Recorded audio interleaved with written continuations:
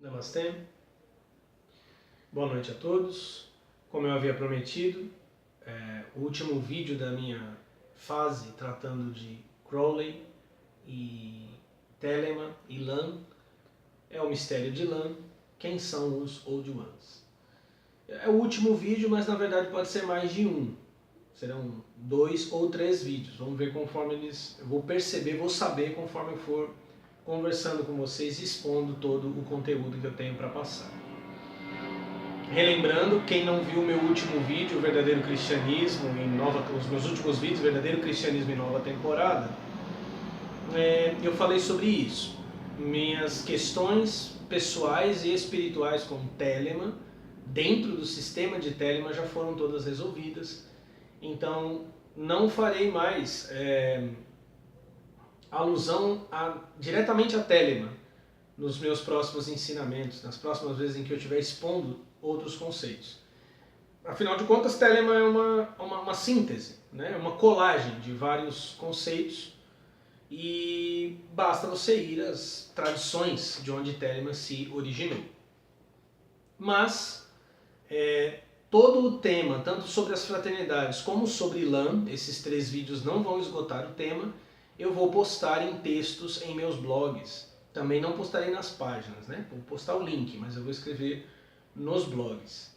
Mas ainda temos essa última conversa em um vídeo seguinte, em que eu vou mostrar na prática o grande problema, o que é que está acontecendo por conta da presença dos Old Ones na mente dos seres humanos. Antes de explicar quem são os Old Ones, eu vou falar um pouco com vocês justamente sobre Lan. Me criticaram, né, por conta do uso de literatura, de outras literaturas, né? Eu já falei isso antes, mas eu vou repetir. Óbvio, se eu vou falar de um assunto, eu vou buscar referências nos especialistas sobre o assunto. Se eu contasse minha experiência com Lan, que eu contarei futuramente, inclusive provavelmente nesses textos, os caras dizem, isso é subjetivo, porque a maioria das pessoas não teve essa experiência com Lan, então a sua experiência com Lan não faz sentido.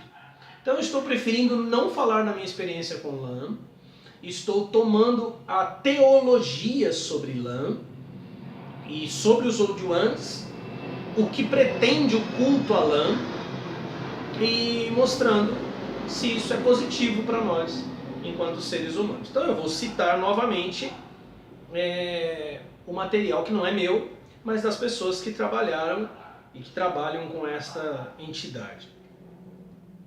Primeiro eu vou falar um pouco sobre Lan, porque desde que eu comecei a postar os textos, e muita gente percebeu que dá para ganhar muito dinheiro com Lan, né? Minha postagem com Lan foi avassaladora, né? Eu conquistei muitas pessoas para a página, invertendo o portal, né, de Lan. E aí surgiu uma piada, né, uma coisa meio que pejorativa, porque como eu fiz uma associação que está na literatura a respeito de Lan com extraterrestres, com o fenômeno UFO, com Roswell, batizaram as pessoas que gostam do meu trabalho, das coisas que eu escrevo ou vídeos que gravo, de exilados da capela. É uma forma pejorativa de se referir às pessoas que curtem meu trabalho e que bestamente procuram essas pessoas que trabalham com Lan sem imaginar que as pessoas estão rindo ou zombando muitas vezes delas. Essa figura, os exilados da capela, todo mundo conhece, né? Todo mundo que tem alguma vivência com misticismo, com espiritismo, conhece, que é a famosa história dentro da tradição espírita, de seres de um planeta longínquo, que eram seres muito avançados, mas criminosos em seu planeta e que foram exilados para cá. Um dia eu ainda faço um vídeo para falar dos exilados da capela, para não tomar muito tempo. Mas é só uma piada de mau gosto, é só um títulozinho pejorativo colocado sobre as pessoas que curtem meu trabalho. Então eu vou aproveitar, porque a pessoa que lançou esse título é justamente o autor do livro A Gnose Tifoniana, então eu vou aproveitar aqui o volume 3 do trabalho dele. O capítulo 4 fala sobre o culto de Lan. e quero destacar aqui um ponto para ver se é honesta esse títulozinho pejorativo. Na página 42 do capítulo 4. A ideia de entidades extraterrestres parece causar desconforto em algumas pessoas, que associam isso com o que se faz no campo selvagem da ficção científica. Entretanto, há uma boa riqueza de material para sugestionar o antigo clichê de que a verdade é tão estranha quanto a ficção. Veja, por exemplo, o Mistério de Sirius, de Robert Temple. Quer estes seres sejam considerados visitantes do espaço exterior ou brotando das profundezas do espaço interior, não importa, não é nenhuma coisa nem outra. A dicotomia de interior e exterior é puramente conceitual, erguendo-se da noção dualista de um ser individual que de algum modo está separado do resto do universo, o qual está de alguma maneira lá fora. Há de fato nada sem consciência como um contínuo. Esta posição é explorada no artigo Indo Além, que apareceu na primeira edição da Starfire. O texto é rebuscado, mas eu vou explicar. O que ele está querendo dizer é o seguinte. Se eles são visitantes de planetas externos ao nosso, ou como preferem 99% dos telemínios que me atacaram, que me agrediram, que fizeram piadinhas, como preferem esses, projeções da psique humana, não importa. Não é nenhuma coisa nem outra, mas eu acho que o melhor seria dizer são ambas. Porque é o que ele fala depois. O que existe é um contínuo sem consciência, aliás, sem limitações do espaço. Ou seja, não existe lá fora, nas estrelas, e aqui dentro, na minha alma, na minha consciência e na minha mente. Essas coisas estão interligadas. É por isso que disse, com base na própria literatura, e com base nisso que eu acabei de falar, que a invasão alienígena, de que eu mencionei em meus posts, ela não acontece igual no Independence Day ou no Guerra dos Mundos, pelo menos não no primeiro momento. Porque essas entidades não podem existir no nosso plano enquanto elas não existirem na nossa consciência. Elas não podem existir no nosso espaço-tempo enquanto elas não forem aceitas dentro da nossa interioridade, dentro da nossa psique. Não é necessário que uma frota de discos voadores atravesse, venha lá dos rincões do espaço sideral e que atravesse milhões de anos-luz para chegar ao nosso mundo. Deixando de lado qualquer questão de portais, de desdobramento do espaço e do tempo, que eu vou falar também. Eles estão nos invadindo através de nossa psique. Eles estão abrindo buracos em nossa mente. E se há um contínuo, tanto da minha consciência interna como do espaço externo, também há um contínuo de nossas mentes. Nossas psiques estão conectadas, nós estamos nos influenciando, nós estamos transportando conteúdo do inconsciente de uns para os outros. Não tem como você fazer algo e isto não afetar a humanidade toda, não tem como você introjetar algo na tua consciência e isso não se tornar ou não frutificar em você e na humanidade toda. Então ele mesmo diz que não importa se são seres de fora ou de dentro, da psique ou do espaço, do mundo ou da mente. Não importa se eles são mentais ou astrais ou espaço-temporais, porque no final das contas não existe essa dicotomia, não existe essa divisão. Então eles vêm de espaços longínquos e eles também têm uma conexão conosco, inclusive cabalística. O Zohar diz que quando o homem foi feito, o ser humano, todos os seres de todos os mundos contribuíram com partes de si mesmo para a criação do homem. Então é óbvio, se você vasculhar os interiores e as profundidades da tua consciência, você vai encontrar de tudo. Deus e o diabo, anjos e demônios. Torná-los reais, torná-los reais para outros, é o que a magia faz. Exteriorizar essas forças, refleti-las no mundo externo para mudar o espaço. E para acontecer essa mudança é necessária uma aceitação, que consciência e mundo são uma só coisa, estão conectados. Bom, eu também nos meus posts sobre Tantra, escrevi alguns posts, inclusive falando sobre os chakras, eu mostrei que o Muladhara Chakra, o chakra raiz, o chakra básico, a semente mântrica, o bija do Muladhara Chakra é Lam. Alguns autores dizem que se pronuncia Lum. E essa é a grande armadilha, né? Que é difícil para muitas pessoas entenderem. O chakra, ele é uma estrutura espiritual formada de vários elementos. O mantra, Lam, ou Lum, é a chave sônica, é o que abre o chakra. Mas para abrir, ele é a chave, né? Chave sônica. Mas para abrir a chave ele precisa de uma fechadura. As representações pictográficas do chakra Muladhara e de todos os chakras, elas são essenciais. Os desenhos ali são chamados de yantras. A chave se encaixa e abre. Abrir o chakra significa começar a elevar a Kundalini, que é a própria Shakti, a própria deusa dormente, a força vital da deusa, de Deus, dormente dentro de nós. O Muladhara Chakra, ele é extremamente importante porque o elemento dele é terra. Os mestres do Tantra dizem que dentro do Muladhara Chakra está latente dentro dele todos os elementos dos outros chakras. Ele te conecta com a terra. Ele é um fundamento muito poderoso e mais importante, dele emergem as nadis, as três principais, que são como tubos, como dutos, de onde se transporta energia para o corpo.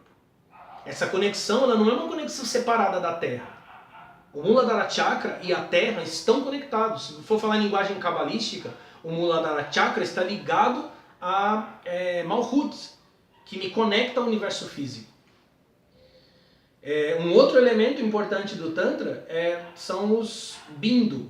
O bindu, que também pode ser representado por aquele pingo que você vê na testa do Buda, né? Ou aquela pequena pontinha. O bindu representa, ele é chamado de uma gota primordial. O Muladhara Chakra é o abrigo do bindu vermelho, que representa a energia da Shakti.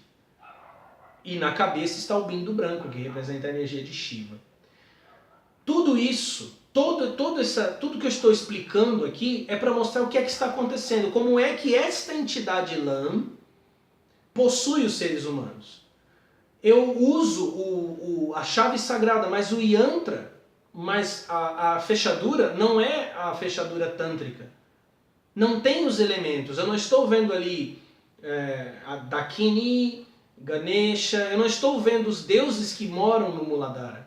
Eu não estou vendo as letras em sânscrito que estão nas pontas da flor de lótus do Muladhara Chakra. Eu estou vendo a figura de Lam. Ou seja, eu estou usando a chave sônica e nas próprias descrições do culto de Lam, se eu vou colocar nos meus textos posteriores, a energia está conectada, ela é agitada, ela é animada com aquilo que estes especialistas chamam de energia ophidiana, energia sexual, é a força da Kundalini. Ou seja, aquela figura de Lam penetra o Muladhara Chakra. Usa das energias do Muladhara Chakra, se espalha pelos nadis, que são essas tubulações de energia pelo corpo, e se apodera do bindu vermelho, que é a própria força da própria deusa, da grande deusa. Uma coisa que é interessante é que em Telemann, por exemplo, existe muito uso para o esperma, para o sêmen. O sêmen é até divinizado. No Tantra, o sêmen é um produto dejeto.